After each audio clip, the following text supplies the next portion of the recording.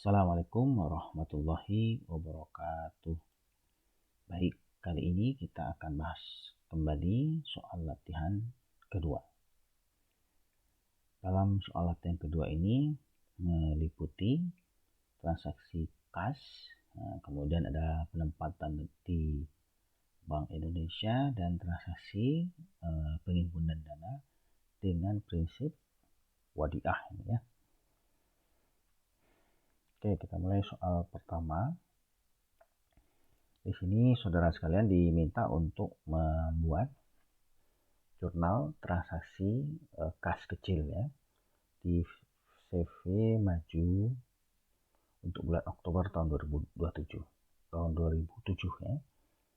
Nah, di sini saudara diminta untuk jurnal kas kecil ini dalam dua bentuk ya, yaitu Impress Fund System dan Fluctuating System.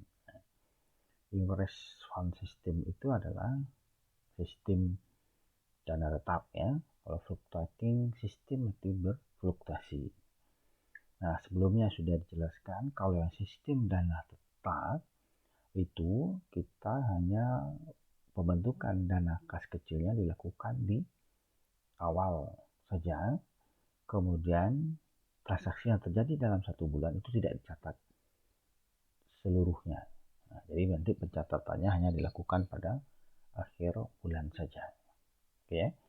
Di sini kita lihat ada transaksi pembentukan kas kecil di awal bulan sebesar 1.500.000.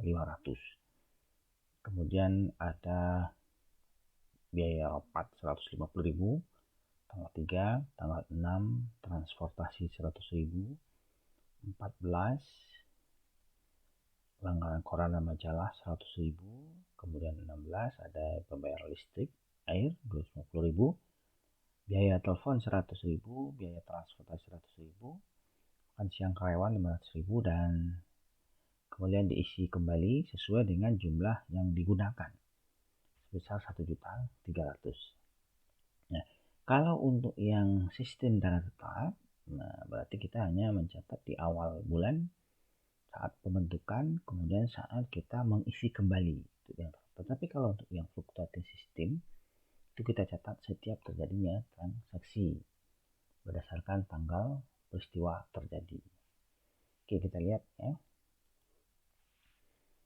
Kas kecil pada CV Maju pada bulan Oktober 2007. Nah, kalau untuk yang sistem dana tetap Impress Fund System itu tanggal 1 Oktober saat dibentuk, nah maka di situ dana kas kecil bertambah sebesar 1.500.000, kas di perusahaan berkurang sebesar 1.500.000. Ini dicontohkan di perusahaan ya. Kalau di bank pun prinsipnya juga sama kalau ada bank menggunakan sistem ini. Nah, selama transaksi terjadi dari waktu ke waktu dalam satu bulan tersebut, itu tidak dicatat di jurnal setiap terjadi, tetapi akan dilakukan hanya pada akhir bulan saja, langsung dijumlahkan seluruhnya berapa, kemudian langsung kasnya diambil kembali sesuai dengan jumlah tersebut sebesar 1.300.000. Nah, kita tinggal mencatat 2 kali saja ya. Tetapi beda halnya dengan sistem fluktuatif ya, fluctuating fund system, fluctuation fund system. Nah, ya. Kalau untuk Impress Fund System itu 1 kali di awal saat pembentukan dan saat usi ulang kembali. Tetapi dalam Fluctuation Fund System itu dilakukan setiap terjadinya transaksi. Jadi lebih rinci yang ini ya. Di pada tanggal 1 Oktober saat pembentukan kas kecil itu kita catat karena kas bertambah, kasnya berkurang. Kemudian setiap terjadi transaksi tanggal 3 Oktober terjadi pengeluaran untuk biaya rapat 150.000, maka dana kas kecil juga akan berkurang sebesar 150.000. Kemudian transportasi 100.000, biaya transportasinya maka juga nanti akan berkurang sebesar 100.000. Kemudian biaya langganan koran dana kas ini akan berkurang sebesar 100.000. Selanjutnya ada listrik dan air, maka dana kas kita juga akan berkurang sebesar 250.000. Begitu seterusnya, 100.000 untuk telepon, 100.000 untuk transportasi, dan 500.000 untuk makan siang ya. Nah, itu yang fluctuation ya, fluctuation fund system. Oke. Nah, ini mudah ya, bisa dipahami. Selanjutnya kita masuk soal kedua. Nah, soal kedua ini penempatan dana di Bank Indonesia dalam bentuk giro wajib minimum ini ya. Nah, setiap penempatan dana oleh bank komersil di Bank Indonesia itu disimpan dalam bentuk rekening giro. Nah, karena memang sudah kewajiban semua bank komersil untuk menempatkan dana di Bank Indonesia sebesar 5% dari total dana pihak ketiga yang disebut dengan giro wajib minimum. Oke, ini ada 4 transaksi ya, 4 hari, tanggal 1, 8, 10, dan 15 Agustus tahun 2007. Yang pertama BSM Yogyakarta. Nah, ini ambil uang tunai dari Bank Indonesia. Kalau diambil tunai berarti kas di Bank BSM akan bertambah. Rekeningnya di Bank Indonesia akan berkurang. Rekening berarti kas di debit, kemudian giro pada Bank Indonesia di kredit karena berkurang. Berarti jurnalnya adalah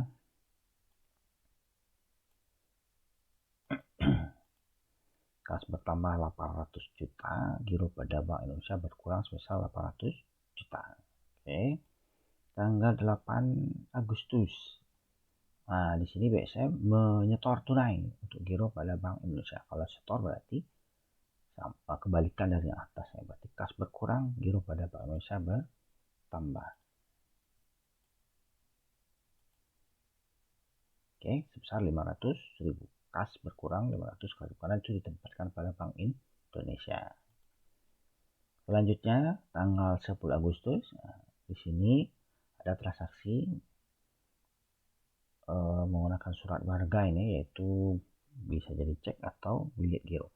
Jadi BSM menyerahkan market clearing ke Bank Indonesia dan pada hari itu juga clearing dinyatakan berhasil sebesar 100 juta untuk nasabah Pak Ahmad. Nah, jadi ini transaksi ini untuk rekening Pak Ahmad ya. Artinya di sini ada penambahan rekening Pak Ahmad di BSM. Sebenarnya berarti rekening giro Pak Ahmad bertambah, giro pada Bank Indonesia yang punyanya BSM juga bertambah. Tanggal 15 Agustus. Nah, kalau ini Bank BSM yang menerima tagihan dari Bank Indonesia. Bank Negara Indonesia, BNI Syariah ya, Yogyakarta. Jadi banknya beda ini ya. Artinya dia terima tagihan bisa dicek atau berupa bilet giro untuk dicairkan di rekening nasabahnya BNI mungkin ya. Nah, di sini yang punya BSM tentu Pak Ahmad. Jadi ini berhasil transaksinya, berarti rekening giro Pak Ahmad akan berkurang sebesar 200 juta. Maka giro pada Bank Indonesia BSM juga akan berkurang sebesar 200 juta.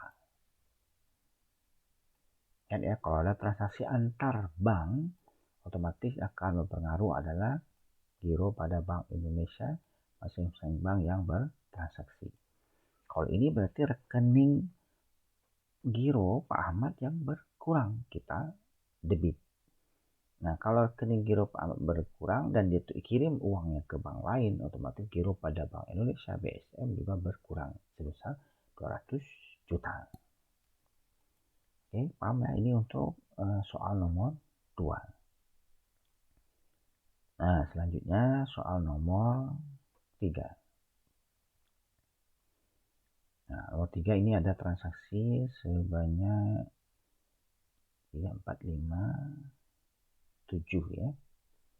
Kita mulai tanggal 1 Juni tahun 2015. Di sini Pak Ahmad melakukan store tunai tabungan ODA. Berarti dia ada pembuka rekening ODA dan kemudian di store sebesar 2.500.000. Kemudian Bu Ani melakukan store tunai juga untuk pembuka rekening giro. Berarti dalam satu hari ini tanggal 1 Juni ada 2 pembuka rekening tabungan ODA atas nama Pak Ahmad 2.500.000 dan rekening giro ODA atas nama Ibu Ani sebesar 15 juta. Nah, ini dilakukan di BSM Batu Sangkar. Nah, kita ini mencatat berarti di Jurnal Umum Bank Syariah Mandiri Batu Sangkar. Berarti Bank BSM Batu Sangkar menerima uang tunai sebesar 2.500.000 plus 15 juta dari Bu Ani. Totalnya berarti 17.500.000. Karena stok tunai berarti kas bertambah sebesar 17.500.000.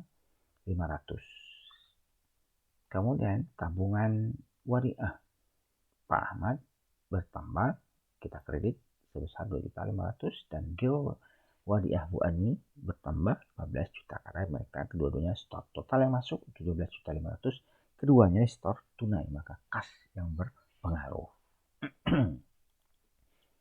Tanggal 3 di sini Pak Ahmad melakukan penarikan tunai. Berarti ini kas lagi yang ditarik tunai ya. Yang diambil dari rekeningnya adalah 400.000.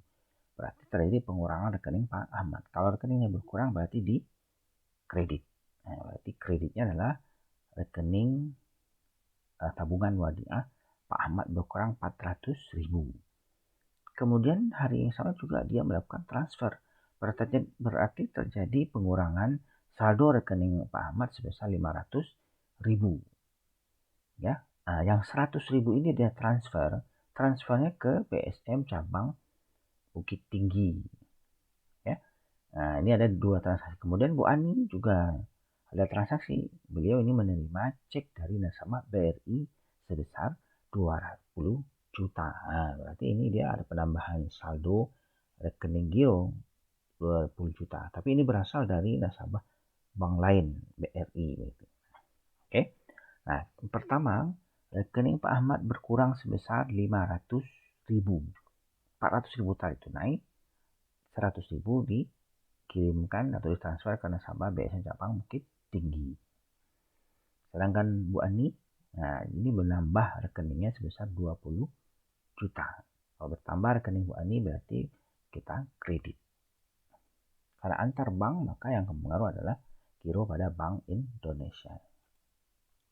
Oke, berarti jurnalnya untuk transaksi Pak Ahmad rekeningnya berkurang sebesar 500.000 dan itu kas 400.000 diambilnya sedangkan 100.000 ditransfernya. Nah, berarti yang berpengaruh adalah RAK cabang Bukit Tinggi karena dia kirim ke nasabah cabang Bukit Tinggi.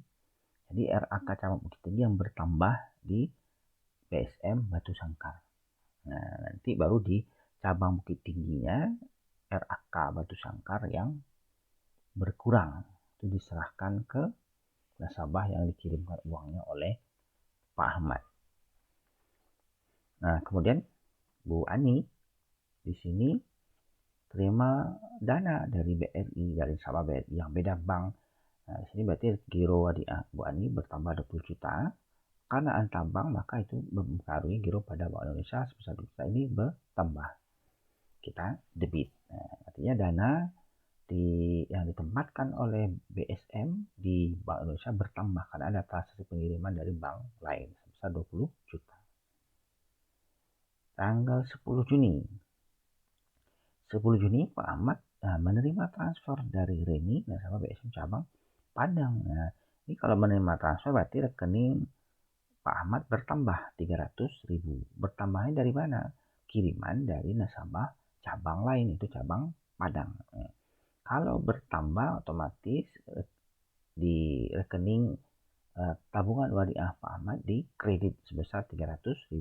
Kemudian debitnya apa? Debitnya adalah RAK cabang yang kiriman dari Padang.